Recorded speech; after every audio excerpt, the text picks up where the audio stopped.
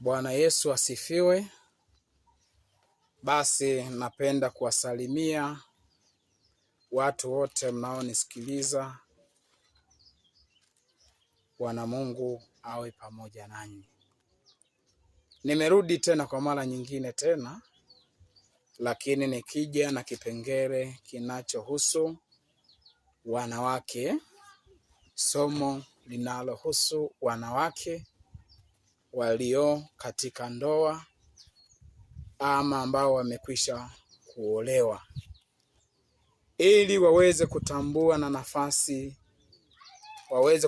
nafasi zao walizo nazo katika ndoa zao na wazitumie vipi katika ndoa zao.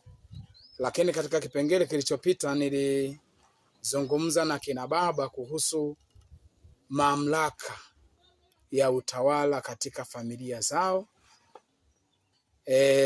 na waitumieje mamlaka yao katika familia zao, wasije wakaitumia kuendesha familia zao kimabavu, bali pamoja na kuwa wamepewa mamlaka ya utawala katika ndoa zao, watumie madaraka yao ya utawala kwa hekima, kwa busara na kwa upendo.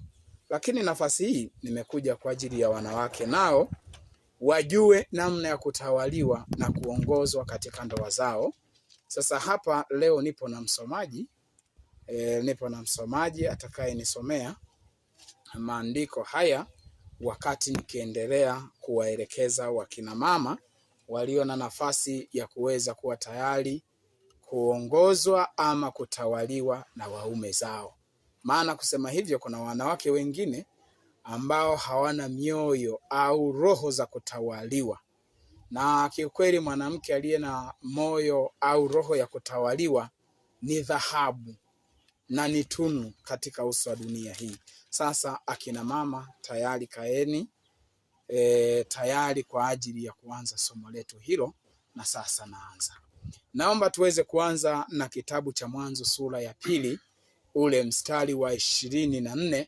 Niombe msomaji wangu sasa uweze kuanza kusoma. Soma.